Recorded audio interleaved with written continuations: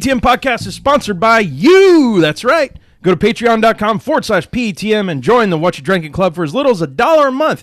Get your free koozie. Looks like this. Best part is every cent in 2017 is donated to sponsoring drivers. So join the PETM posse today. Be a part of the sport that you love. Sherwin's got his on upside down. It's all good. This week's show is brought to you by our official sponsors at the $5 and up month level.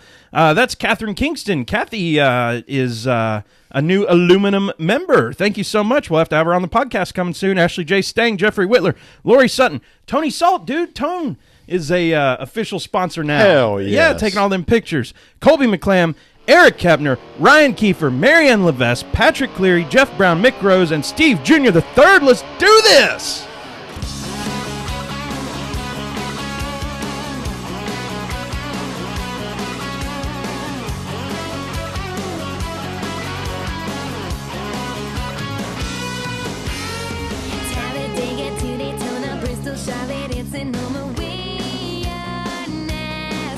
Welcome, y'all! That's right. This is the Pregame Engineer Tailgate Mayor Racing Podcast, episode number 99-0 for Thursday, March 16th, 2017. Happy Thursday. I'm Tailgate Mayor Rusty Wallace, joining the PETM Podcast studio with Pregame Engineer Andrew Sherwin. What's up, dude? You know what's really weird is when I started hashtagging PETM 90, I was thinking 1990. Because that was like the first year like life became significant for me. Okay. It's like, you know, I turned 9 years old. Like, you have some awareness to the world. 90, 80. Yeah, I guess the 80s for our age group was kind of like, yeah, it was the 80s, but the 90s. We had to learn about the 80s kind of after the fact, I think, in a lot of ways. What I learned about in the 90s was that sports is cool, or are cool. Right? They are cool. I am cool. Sports are cool. We had a couple local products do some fun things in the first couple 3 years of the 90s. True. So, what you drinking, dude? Well, in order to clean your fridge out of beer that I requested another friend of ours buy in preparation for the Super Bowl that we lost, I have a natural ice tall boy. Once again, but so thankfully dressed in a PETM koozie. Yeah. So what's funny with that is you got those on the Super Bowl. What was that, like a month and a half ago now? So, solid. That was a 6-pack, and like you've had 2 on the show. We drank 2 during the Super Bowl, and I think there's like still one left. There's more left. Without a doubt, there's one in more. In a 6-pack. I don't know how they all go, but yeah, there you go. No, it was a bad play by me. Before we go anywhere else, dude, it's not the worst thing I've ever done, though. Check it out. Right there. I know, right? Hold on. I'm putting it right up against the camera here. This is the new and improved, well, maybe not improved, but this is a 2017 PETM Podcast sticker. It's got the checkered flag back there, cut out in the die-cast thing. Got our name on it with the green and says, Fast Cars Going Loud, boys. I love that. That's our theme, Fast Cars Going Loud. I love that. So sticker is fantastic. These will be going out with these. That's right.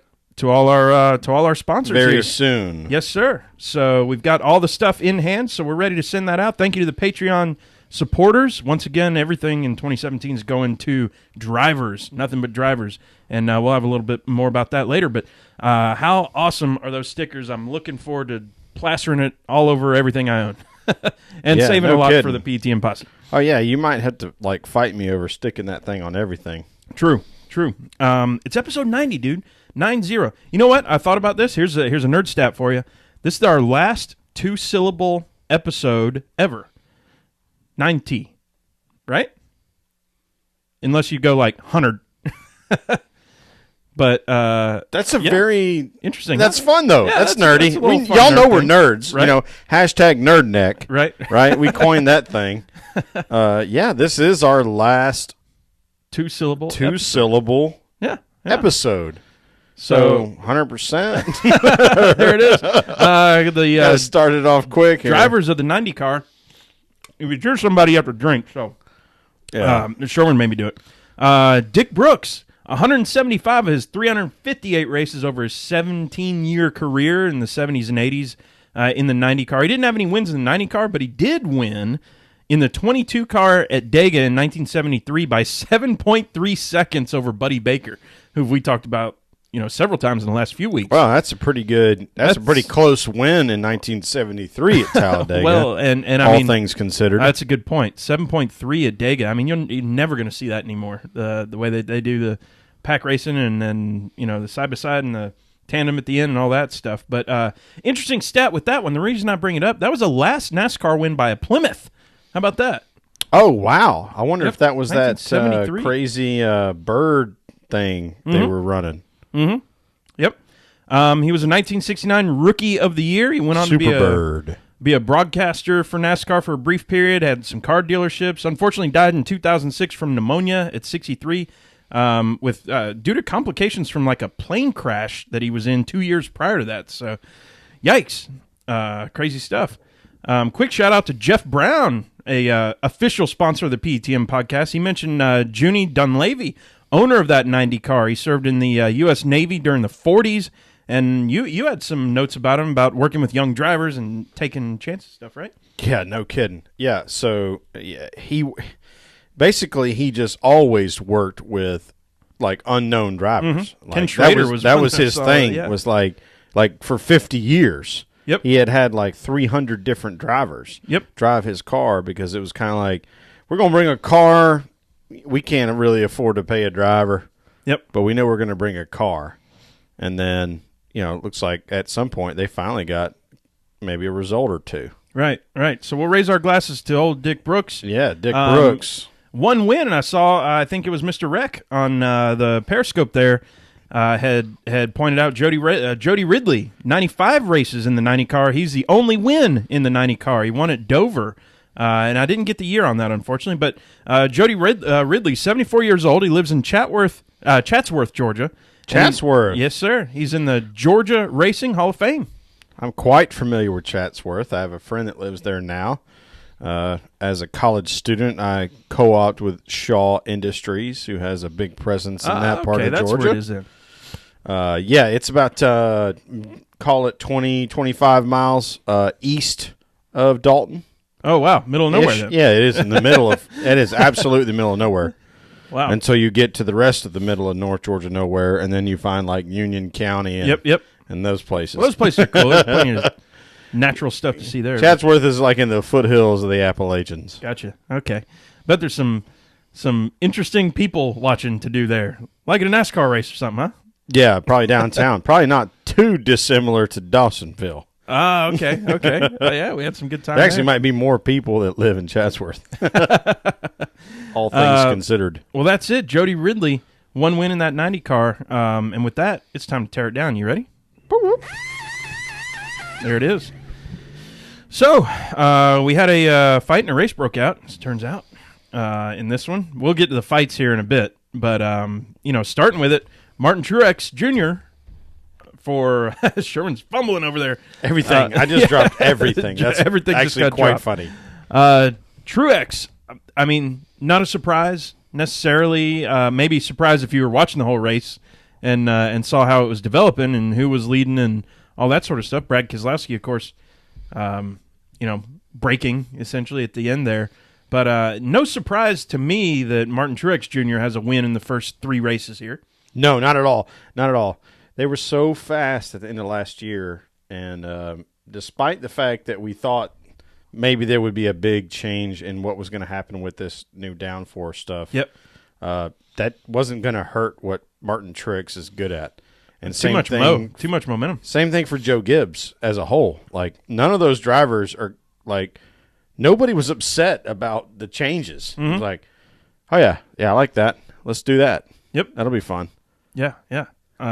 Chase Elliott and Kyle Larson with top fives again, shall I say. So good for the sport. And I caution everyone that wants them to win, like is just ready for them to win and is hanging on every chance for them to win. Like, this is how you win. You have to run up front. That's how this works. And then eventually, like, this is how hard it is to win in NASCAR. It's not that, oh, hey, we talked about last week, Kyle threw away like 6 or 7 second-place chances over the last couple of years and didn't finish the deal. Like, no. Like, you don't understand. That's how hard it is to win. Look at Kevin Harvick. You don't have to look any farther than Kevin Harvick. He has a championship. He has like 30 wins, and he had 11 second-place finishes in 1 year. In 1 year, yeah. Okay, so that's how hard it is to win. Mm-hmm. So let's make sure we calibrate correctly on what our expectations are. Kyle finishing second and Chase finishing third just says these guys are right there. They are on the verge. Mm-hmm. Absolutely. I got nothing else to say on that. Yeah. It's going to happen. I keep saying it. Well, we'll get to it in a little bit. But, I mean, for now, some other stuff happened at the race, right? Was there like a whole other like 264 laps? There were, but then was the last lap. Then there was the last lap, and then there was the post lap activity. Yeah, so Kyle Busch pretty much running up to Joey Logano and dinging him right in the face, and then brawl and whatever else. Right. And so we're not here to argue whether or not Kyle actually made contact. It looked like he probably had to have made contact with something, whether it was Joey's face or not. Yeah. Like some part of his upper extremity was probably handled by the fist. But after that, it looked like Kyle Busch may have accidentally tripped and bumped his head on a car bumper. And is that the story we're saying? Oh wait, I don't know. Yeah, he must have. I'm assuming Kyle Busch fans would have a very different way to describe that. What a brawl! I don't know what to say. Here's the thing. I feel like here's my breakdown of it. I feel like if you're going to punch the guy in the face, you kind of owe him as kind of a dude law. Like you kind of owe him a push first, right? Like I thought a comment. Yeah, or something. Like just going up and punching like that. If you're going up swinging, that's so. Why don't we have? That's tough. If NASCAR is going to be completely chill. Mm-hmm. And we'll talk about that later. But let's just say, for instance, NASCAR is going to be completely chill with driver-on-driver crime. Then why don't we have the same thing hockey has? It should be even easier than in hockey. Just like, all right, two dudes squaring off. Yep. A couple blows going to get thrown. As soon as somebody's compromised, everybody swoops in, pulls them apart, and then it's like a 5-minute penalty. Whatever NASCAR decides the 5-minute penalty is, it might just say bad dog. Yeah, but why don't we have that where like it's ridiculous to me that all the crew members jump in and get in the way of stuff. I don't know though, but that's like imagine the batter running up and trying to punch the pitcher. Everybody's going to come out and try to kick the batter's ass, right? Yeah, but we've seen 20 years worth of baseball fights that were completely bullspit and amounted to nothing. And last year we finally saw somebody throw a bomb and land. Mr. Odor lit Bautista up. Yeah, that's the best punch I've ever seen in professional sports. It wasn't a combat sport, and so that's why we Nolan Ryan led. Well, it was the best noogie in baseball it was ever been. Like I don't know how many of those punches actually landed. I thought it was pretty good, but I don't know. I don't know. Go back and watch it. Yeah, it's not great. All right. It looked fantastic it was live. The best of the time, yeah. It was not great after the fact. Nobody is – I mean, I can't say nobody's landed a better punch, but Odor versus Bautista was pretty good. Yeah. Like you have to go down to a really dark place to see like Kermit Washington hit Rudy Tomjanovich. Like both of them had a full sprint. It ended Rudy Tomjanovich's career. Jesus. So that's not fun. Like that goes outside the fun realm. But Grandpa's story, bringing it back around. Yeah, circle it back up. This is what made NASCAR famous, really. I mean, we talk about that. That was, and even that wasn't much of a fight. No, that one wasn't in the grand scheme of things. No. But it was a NASCAR fight. Mm-hmm. And you're right. You're like if we're gonna pin that in time as the reason why NASCAR got to be mainstream in media and attention from Americans, sports fans, then we do have to give legitimacy to Kyle Busch saying, you know what, I don't care. I'm throwing a punch. Boom, let's see what happens. And NASCAR going, you know what, I think we're good with that. Mm-hmm. Mm-hmm. We'll get to that in a minute. But what can I say? In the end, I think. Excuse me, goodness. I think Kyle Busch owed Joey a push, and then from there it's on. Like, I think he owed him a or John. Let's fight. Yeah. So let everybody know this is a fight now. Like, this isn't a discussion. I'm not coming up here to say, hey, because Joey might have been expecting, hey, what's going on? Hey, man, sorry about blah, blah, blam, and he's like, oh, that's hell. what it looked like. Yeah. Versus, like, let him know you're in a fight now, and then start fighting. Then I have no problem with it. Yeah. Let him know you're there. Yep. But otherwise, good times. Fighting in NASCAR, why not? Yeah, I mean, this stuff that we're so used to with like local stuff, and I mean, these people just get really high emotions, and it's good to see it happen even on the highest level here. Yeah, well, the thing that's crazy about me is we talk about like Winder Barrow, where we've not been yet, but it's 50, 60 miles up the road. Is that like fans start fighting? It's not a joke that you say it's a fight where a race breaks out. Like, the fighting is guaranteed. There's going to be fighting. Mm-hmm. It's like Bowman Gray. Like, there's going to be fighting. That's part of this activity. Is somebody's getting punched in the face. So we either embrace that as a quaternary or tertiary level of what NASCAR is, because that's the roots of the sport. Sure. Or we don't. And like, I think we're caught in that limbo of, do we want to impress the princesses or do we want to impress the fighters? I like that. The princesses. Okay. So what do we do there? I don't know. Yep. I'm good with it. What can I say? Yeah, I'm fine with it. I think, and we probably dealt with this on this show when we first started back in 2015. We probably would have cussed NASCAR for the way they handled this fight, and we've come around to the point of, you know what? Why don't we just let them handle it the way they want to? Because there's going to be propaganda or whatever you want to call it around this fight. There's going to be promotion. And if that helps NASCAR, golly gee, that's what we want. Like, we want to boost NASCAR in any way possible. That's why we're doing this. This is not to tear down NASCAR. This is to have more fun with people who love NASCAR. Yeah. So moving on, you had some really cool stats about Vegas and Atlanta as far as some comparisons there and passing and that sort of stuff. Oh, yeah, the quality passes loop data. So somebody was talking with Gluck, and I really wish that I'd copied his Twitter handle in so I could give him credit. I can probably go in after the fact and do that. But he was comparing 2016 and 2017, like Atlanta quality passes, like loop data passes versus Vegas. And they were missing a huge piece of math. Okay. All right, so I'll start off and I'll just tell you. So in 2016, Atlanta had 942 quality loop data passes, and Las Vegas Motor Speedway had 732. And right off your head, you go, that's like, golly, that's a big difference. 210 passes difference. So in 2017, we had Atlanta with 933 quality passes. Almost same, yep. And, only 9 different. And Las Vegas had 696, which is 36 different. Bigger difference, but still in the standard deviation there. Yeah, still within a standard deviation for sure. But then it's like, okay, hold on. If we normalize this by number of laps or number of miles, then it becomes like much smaller. Like Atlanta in 2016 only had 2.3% more passes. How do you measure 2.3% of anything?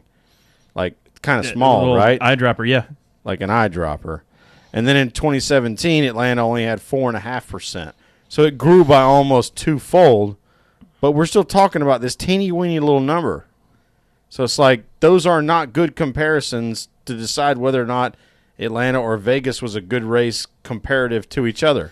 I think the big thing is just number of. I mean, it's only 80% of the length of Atlanta's race. It's 400 miles versus 500, right? So just do the numbers there and it's scale up. 330 or 325 laps versus 267. Yeah, so it's a huge difference. Yep. So like, I don't know why those numbers would matter. Like, quality passes does matter, like over average if we look at it.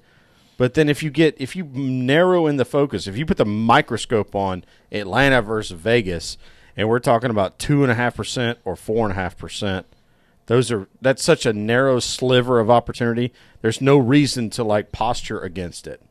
So what's the posture, though? Is it like, oh, Atlanta's way better or Vegas is way well, better? I think it was all about it. The votes that context? Jeff got in, was this a good race or was it not? Okay, I see. And like somebody was trying to chime in and be a nerd, and it's like, hey, nerd, okay. I got more nerd for you. Yeah, if you normalize these up to number of miles, then it's about the same, really, if I had to guess. Yeah, I mean, we said 80% of it, and yep, that's about 80% on both of those. So yeah, so it's about the same. So it's pretty much the same. Good or bad, it's whatever. Basically the same race. Whatever. Yeah, so about the same race. I enjoyed, except for a lot of differences that we both talked about via text that maybe we'll get to at some point. I mean, I don't know. With the last week, I thought I was pretty proud of our prediction on how we thought the race was going to play. Tell the posse about it. That was cool. I mean, so in the finishing up the tearing down, we talked about tires are going to be harder, so they're going to use more. There's going to be fuel strategy. Yep. Where there wouldn't have been. We saw that if it hadn't been for Kevin Harvick blowing a tire and hitting the wall, which is, by the way, a hard tire strategy, blowing tires. Mm-hmm. They probably would have had a fuel run at the end of the first segment. Yep. Or stage, excuse me. Oh. And we said there's going to be a high line, but there's probably not going to be a whole lot of people go up there early. Mm-hmm. But it's going to be there. It's going to be there for those who getting want such it. A great finish. Yeah, and felt proud of that. The fastest car was going to get to the front, and he was going to win the race unless they goofed up. Well, boom. There you go. That's a PETM breakdown. We'll totally screw it up this week. But, maybe every once in a we'll while. miss it. Phoenix is a little bit more unpredictable. Right. Well, broken clock's right twice a day. So hell yeah, they're running 2 a day through Phoenix, Arizona. That's right. It's time for the report card. I've been loving this segment. By far the best segment we've ever produced. All the credit goes to Tailgate Mayor Rusty Wallace. Yeah, and if you're on the Periscope here, be sure to chime in and give us your thoughts. So earlier this week, did you see the video with Mark Zuckerberg, the Facebook dude, driving with Dale Jr.? I saw every last second of it. Because that's what I do. That was fun. I enjoyed watching it. It was cool good for all the right reasons. Yep. He was good for all the right reasons. Yes. The attention is right. So my report card grade, first period here, is based on Zuckerberg's driving. So you saw it. What do you give him? Dude cannot drive a stick shift. But he did find the rev limiter. He did. So overall, I got to give him, I wanted to say C+. I'm going to give him a B-. I was going B. I was going straight B. Yeah. I bet if he gets in a second time, he'll be up in like the B+ section. I think right, and so that just tells me that he's not really driven any car he's ever had to the limits. Mm-hmm. Like I think you or I would say, like we would be coached before we got in the car. Oh, by the way, the governor is set at 5,200 RPM. Mm-hmm. And that speed has this relative relationship to a cup driver's speed. And I think you and I would hit the track on the chip. Yeah. And stay on the chip the entire way around. So we're getting some lower scores from the PETM posse here. I'm seeing C's and D's. Man, if you watched like Dale Jr. running a lap, and then you watch him and his line, and you could see the dude in the passenger seat, can't grade him as a race car pointing driver. Yeah, exactly. Like, he's pointing it's ridiculous. Right or left, whichever direction. Oh, he followed exactly very zero directions from the teacher. Yeah, like he did nothing the teacher said. Yeah. So I mean, what can I say? I haven't been behind the wheel of one of those yet, so maybe soon enough here. But hopefully one day you and I will both get to drive each other in one of those cars. Oh, that would be cool. And then swap seats. Yeah. Yeah, that would be a lot of fun. So, there it is. Second period, the Young Guns, Elliott, Blaney, Larson so far this year. Fantastic. Mm-hmm. Is there any other way to say it? There is somewhat of a way. What's your score? Elliott, so if I have to couple them together? Yeah. I'm giving them an A. Okay. I'm just a straight A. Straight A. Yeah. Good deal. I've got B+. B+ is good. I know you gave the warning earlier, but I gotta see a trophy to get in that A category for me. Bring it on. Later this year once we're talking. But again, so let's play this horrible what if scenario. What if we're 26 races later and they still don't have it?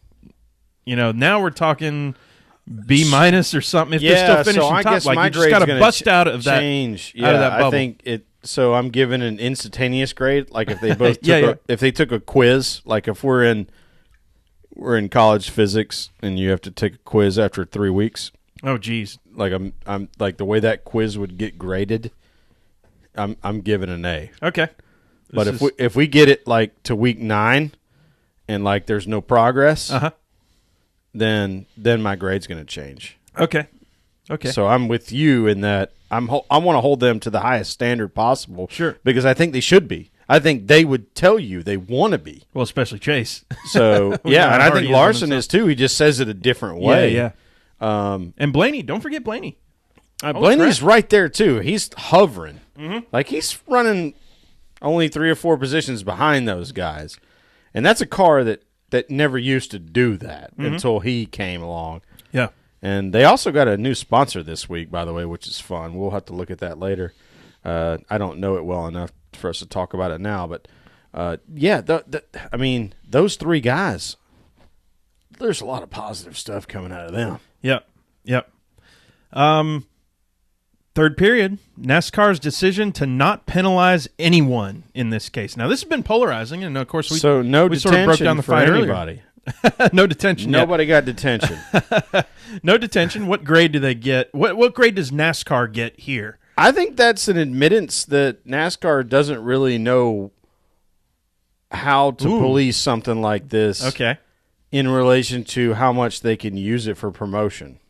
Yeah. And I think it's an admittance that I like this. I like where you're going. This is in the past we have come down hard hammer on guys for these kind of reactions, yet still used the promo and confused NASCAR fans like you and me that are relatively intelligent and say, A plus hey, plus whoa, plus, whoa, followed by C. Yeah, wait a minute, Bubba.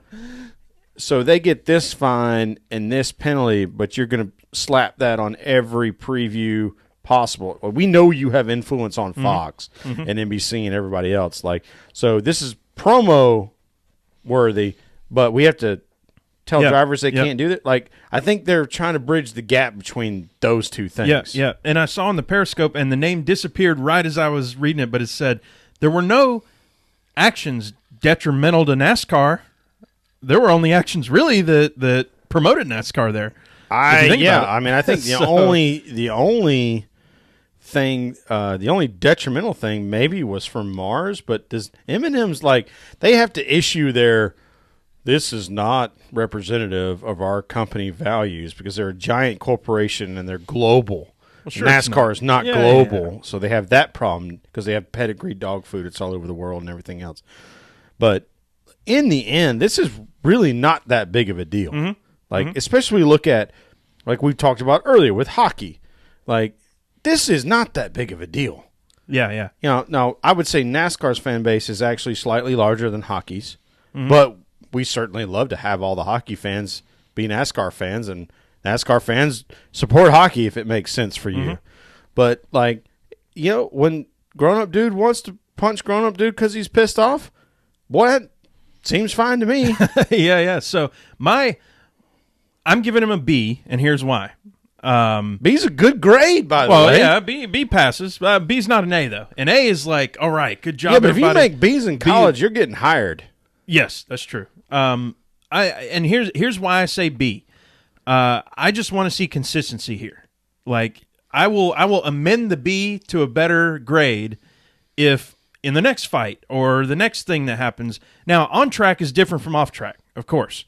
Like, if there's an on track, like if at the end Kyle Busch is slamming Joey Logano's car into the pit wall while they're trying to come in, that's points, and that's bad. Yeah, that's horse hockey. Right.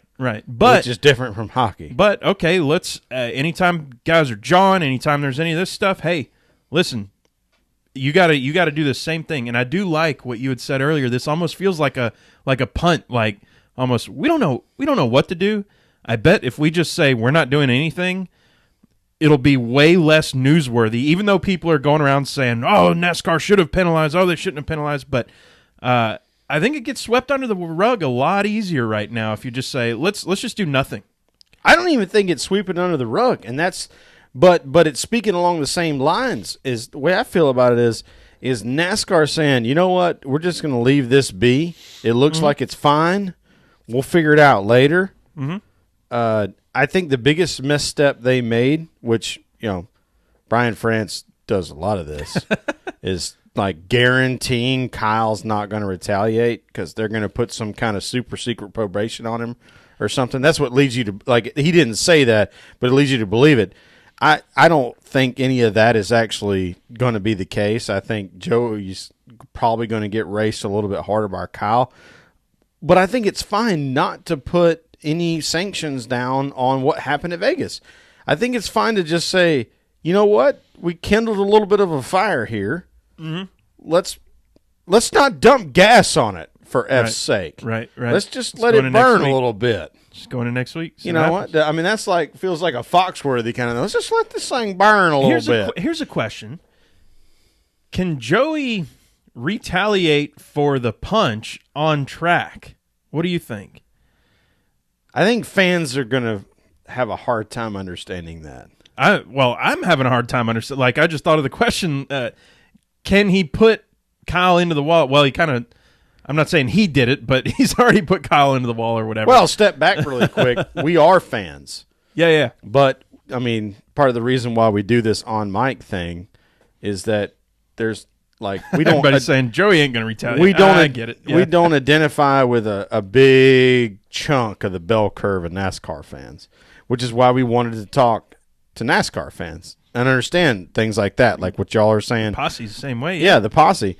And so it's not, and we're not trying to poke the bear or like stoke the pitchfork mob or any of that. Like, yeah, sometimes that happens naturally, but like we're not trying to do that. It's trying to understand, like, what do NASCAR fans want? Like, because we know what we want. So answer the question: will Joey, if Joey, or is it okay for Joey to retaliate? Or whose turn is it to retaliate? Is there even a retaliate? Are we equal now? Where are we? There is no retaliation for Joey. Okay. There is Joey continuing to race like Joey. Yep. Which, personally, I have no problem with. Yeah. This isn't Newman we're talking about. Joey's going to be aggressive. You know who's won like 15 races over the last 4 years? Who's that? Joey. You know how many Ryan Newman's won? 0? One. Okay. Yeah, that's right. Last year was Stuart, or no, his second last year was Stuart Haas. So, like, Joey, like somebody said on the Twitter or something or whatever, we hadn't got to say this on Mike yet, I don't think, is a Kyle Busch and Joey Logano rivalry good for NASCAR? And I'm like, are you outside your mind even asking that question? You have the two fastest drivers in NASCAR for their both like reality compared to their peers and their age. Mm-hmm. They're both polarizing. There's a ton of people that hate both drivers. Yeah. If they hate each other, we're talking about Dale Earnhardt and Darrell Waltrip in the 80s. Like, this is the best possible thing that can happen for NASCAR. Let them have a rivalry. I'm in. You know, they're fully supported by strong teams. Like, this is the best thing that can happen for NASCAR is that these two guys to run into each other every other week. Yeah. Yep. Fourth period. Let's grade the weather that we had at Atlanta Motor Speedway, considering that it has been like 25 degrees in Atlanta the last 2 days, and the fact that we were able to camp a week and a half ago at Atlanta Motor Speedway. So I'm grading on a curve, is what you're saying? No, I'm just trying to get an A+ out of you, because holy mackerel, how did we get that weather and get what we have right now? And a friend of the podcast, Mr. Deputy Hines, up in Pocono, like 3 feet of holy snow. Jesus, that was insane. I don't know that I've seen anything like that outside of the crazy. normal window of time that's supposed to happen. Right. Yeah, right. I would get early February. As far as I'm concerned, how much fun we had and how little we had to deal with weather at Atlanta Motor Speedway. Yeah, I'll give that an A+. Yeah, we didn't even have a burn barrel. 100%. And we stayed warm without a burn barrel. Didn't need it. We burned up some coals in the old egg a little bit, but it was not necessary. Right. So, A+ there. All right, fifth period. This is our last period today. Give me a grade on Kevin Harvick's win at Phoenix in like 4 days from now. Well, 3 days. considering somebody I listened to somebody's podcast this week and they said like Kevin Harvick was a dark horse. I'm like, What? only not one, like 2 of the last 10 races or whatever the hell it is. So what I would say about Kevin's win is they finally got it put together. And Stewart Haas got their first non-plate Ford performance win. And everybody drank Budweiser. No, excuse me. They drank Busch Light. Busch and Busch Lights. Yeah. That one was just for fun. What is Obviously. that? B plus, C plus? I don't know. Kevin's win. We're getting some. I don't see Harvick winning it at Phoenix. I mean, I've seen it so many times. How do you not? How do you not see Harvick winning at Phoenix? I'm not. You have to make a case for him not winning at this point. Like you have to make that case. Yeah. Larson's not going to win. There's no banking at Phoenix, and there's no high line. The Chase Elliott's and stuff. Actually, we're going to get to picks here in a little bit. Chase is going to be fine. He was fast at Martinsville. Yep. And I'm not going to pick Harvick. A little preview for you, just in case you want to. Just because it's not fun to pick. I think that's the main thing. It's not fun to pick Harvick. We don't necessarily pick who we think is going to win. We think we pick based on. It'll be boring. No, not really boring. It's not we'd be even boring if we just hear. Yeah, we'd be boring. Like, it's so easy to pick him. Like we pick based on what we think is fun and with a little bit of education on how they do at the track. Yep. All right. So there's your report card, folks. Sherwin, you wrote down the Bob Pockrass Monster Energy segment. What's this story all about? So Twitter lit up because of this, and I thought, golly, this would be really fun to do. And we love Bob Pockrass. He writes for ESPN. He's a great dude. He's at all the tweet ups.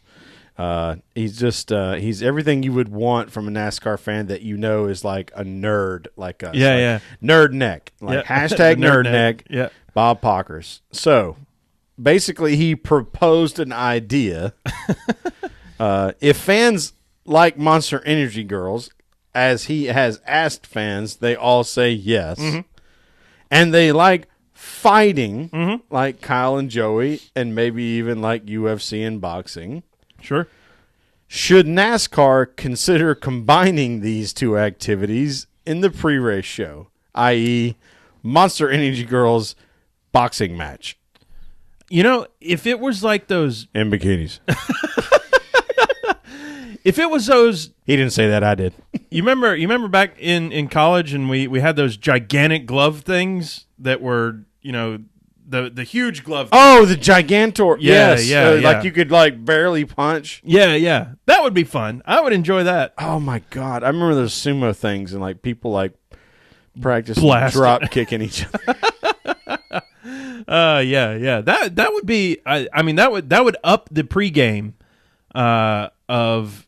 Yes, absolutely. Now, if we're talking about like MMA sort of fight, no, don't do that. No cage fighting. Yeah, but yeah, like a little bit of like the sumo suits or the giant boxing glove things. I'm totally in. Yeah, let's do that. Put it right there on start finish line. That's how we're going to start the thing. Boom. Then say the prayer, hats off, and off we go. Get them rolling. Yeah. So I'm going to interject something I didn't put in the notes, but we had the Underwear Olympics officially last week with the NFL draft and combine and all that stuff, and now this week and the next week they're doing all the on-campus stuff for the guys that didn't, the pro day. We're having the NFL pro day. So Michael Vick tweeted out, because they were talking about there was a quarterback, and I don't even remember who it was that ran a pretty fast time, but nowhere near Michael Vick. Right. He could do that holding a football. I'm thinking about running a 40. And so, like, I retweeted that and copied Charlotte Motor Speedway and NASCAR and said, can we make this happen at a NASCAR track? Oh, man. Where Michael Vick runs a 40. And, of course, we've already had our Atlanta race, so we couldn't do it there. But it's like, hey, Charlotte's coming up in May. Mm-hmm. Can we get Michael Vick to run a 40 at a NASCAR race? Because why not? I think that would give the right extra amount of attention to a NASCAR race. Sure. Somebody like you know, Michael like Vick. the hot dog races with the hot dog guy dressed as hot dog, guy dressed as ketchup, mustard, and whatnot. Oh hell yeah! Like the president races. Yeah, and, yeah. And but our, make him our do Home it. Depot tool Make him do guys. it all the way around the Atlanta Motor Speedway. That would be hilarious. Like as hell. one lap to win. And then have give them noodles and they get to just bash each other for a mile and a half. right. The swimming noodles or whatever. And Yes. and I'd say $10,000 to the winner. Like, make it It's real. your favorite charity or whatever. Yeah. So no, get the 3 drunkest guys in the stadium to go run it, and $10,000 to the winner. Oh, I'm good with that too. If you make them run a mile and a half, though, you might there may be an insurance policy necessary. Somebody falls and eats doo-doo. I love it. Okay, the rumor mill. Let's head down the rumor mill a little bit. This is interesting. I read today that not really Atlanta Motor Speedway, but SMI reconsidering repaving AMS. And here's what gives credence to that a little bit is they were talking about it right after the race a little bit. You remember we talked to Ed Clark, and he said, pretty much immediately after the cars are off the track, we're going to start tearing it up. Right. Well, guess what? They ain't done yet. Tear it up. Start tearing it up. So now they may be prepping stuff. The trucks may already be out there. I don't know. I hadn't gone down to AMS since we've been there a couple weeks ago. But what do you think? Any truth to this rumor? Or even if there is truth to the rumor, are we just delaying the inevitable by a year or something? Or so as much as the mob has wanted them to just leave it as is, we know that the pave is inevitable. Mm-hmm. And I'm not telling you should share my opinion, but I'm thinking let's get the party started so we can get back to the really fun racing as fast as we can. Yep. We know they know how to age the track faster than just naturally. We know they're going to use asphalt that is racing specific. They know what not to use anymore based on what they did at Darlington and Charlotte and even Vegas, I think. We don't have as extreme a weather as Vegas or Darlington. That's a good point. So we have to be careful with that, in terms of Atlanta Motor Speedway. But I say let's just go ahead and do it, and let's suffer through 2 years of maybe we don't know what the racing is going to be. Yeah, yep.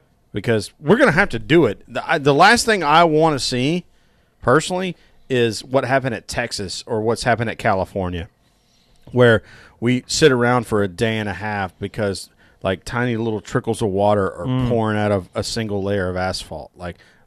Let's not have that. If you can avoid that, for sure, let's pave it and move on. Mm-hmm. Well, it's time to gas it up. Here goes nothing, Rome. I need to make that a little louder. That needs to be, really gassing it up. It might be scare people. Yeah, just a little bit. If you got your headphones on and you're a little bit too loud, yeah. Anyway, Phoenix, also known as Kevin Harvick's personal playground. We've talked about that already, but yeah, coming up, and one of those high on the bucket list tracks. Way high on the bucket list. Way high. Yeah. Rattlesnake Hill. Triple header weekend. So obviously that would be November for us until they change the schedule. If they do, watch the trucks from Rattlesnake Hill, watch the Xfinity race from turn 2, and watch the Cup race from turn 4 or something. I don't know. Just mix it all up, see everything, however it goes. Phoenix. And then maybe I don't know, go play TPC while we're there. I don't know. Bring the clubs, play TPC. Yeah, rent clubs, bring clubs. I don't know. It might not matter. The stadium might still be up by then. Race to 16. Yeah, race to the pin on 16 after you hit. Oh yeah. So for the golf fans out there, if you go play TPC Scottsdale, you pretty much have to race your buddies to the green on 16, right? That's a rule. Yeah, I think it's with your bag. I don't think it's written. Written. It's written. It's written there on a stone on 16. Well, they may even have guys that drive your cart up for you. Yeah. So the pros the caddies do it. Right. They just as soon as you hit, they gone. Yeah. And that's on Thursday, which most of the time a lot of people don't get to see it. because they're working when it's happening. But yeah. Well, it's time to do our picks. Are you ready for? I don't even know. Do you have a pick? I don't know. Are we just going to pick one race? We're just going to pick the Cup race. I'm good with that if we are. Yeah. We're just going to pick the Cup race. So let's do that. So I picked Kurt Busch at his home track, and he finished damn near dead last. Oh yeah, I picked Larson, and he did pretty good. You get to pick first again. Okay, I'm going with a guy. A guy. Sorry, Danica. I'm going with a guy who he's won here before. No. November 2015, I believe. So recent-ish winner. He's November 2015. He's coming off of having to miss almost half the season this last year, and has some mo. Oh, I think I know who that is. Mr. Dale Earnhardt Jr. is who I'm going with here. I like that. So pick. I'm after doing all that. Yeah, I got a lot of juniors coming up on the Periscope there. They knew. So I may have got the date wrong, but I think it's one of those that Kevin didn't win. Like there was a fluke or something or whatever happened. Yeah, there was like 3 out of the last 10. Right. And it was like Carl got 2 and Dale got 1. No, that's a good pick. I like it. I think it'd be a good time of the season for Dale to go ahead and show some strength. There's a little bit of heart in this one too. Like that would be really cool to see.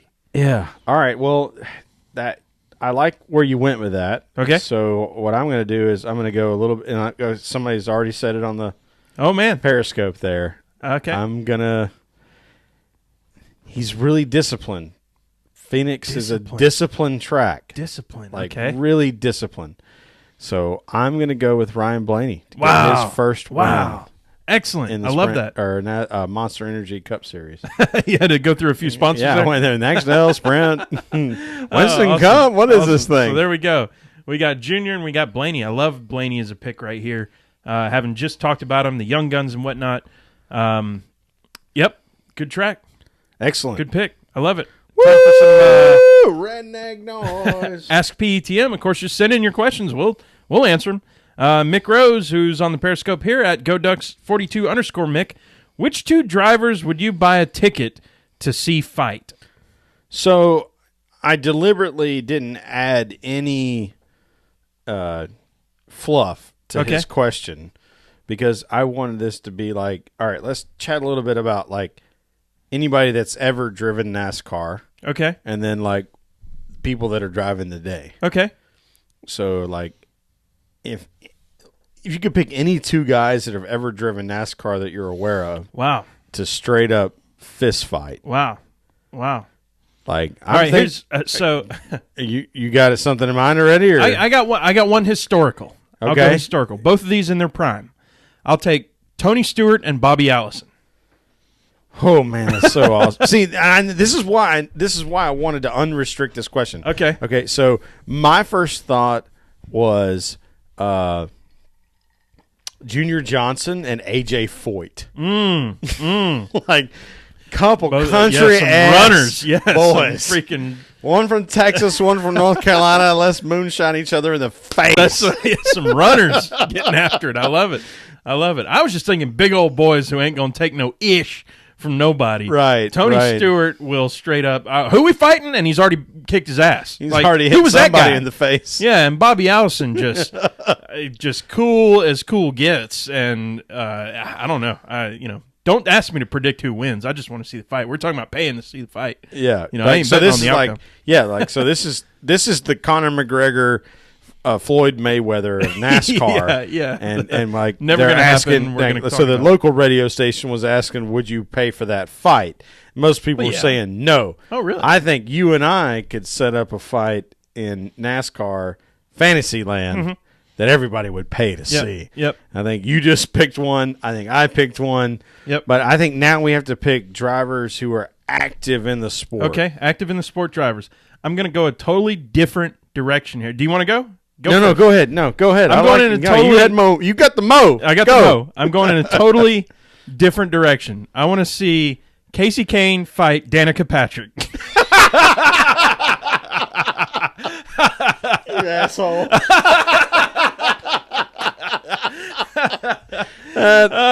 He's a funny. $140 soaking wet, and she's hard as nails. I would love that. Why did you say Ricky Stenhouse? If you're gonna do well, good. That's actually a great point. Oh hell, that distracted me. I don't even know how I'm gonna pick now. Your turn. I know, like you just trumped everything. We're trying to have too much pause here. This is radio, right? Mm-hmm. All right, so active drivers. I think actually it might be funnier if like two like calm, nice guys fought. So I'm gonna pick Landon Castle. Okay. And oh boy. Landon Castle versus I don't know. Give me another second here. I got to reboot. Give him a second. He's got to recalibrate. Here. Sorry for all. I didn't mean to fluff here. We can move on to the next one. We can move on to the next one. Kyle Larson updates. Yeah, he's on the show here on the Periscope here at 42_updates. Thank you all for joining. If we continue to see the new downforce package not producing like we anticipate, and by the way, Kyle Larson update, he sent us a big ol' message there, so I'm trying to summarize here a bit, and appreciate the message. I love the enthusiasm here. But if we continue to see that the new downforce package, it ain't producing like we thought it would, what should NASCAR change next? So I read that, and my first thought was one that he immediately discounted. He said, obviously the splitter and side skirts aren't going anywhere due to safety. Because my first thought was, splitter, freaking bring the splitter up. But I get that. You can't, I don't know. No, and I'm glad he said that because that's something I've been saying. I've been trying to ask people in the know, people like Brian Keselowski, Brad's brother, that are very insightful and passionate to a fault at times, which is fine because we appreciate that.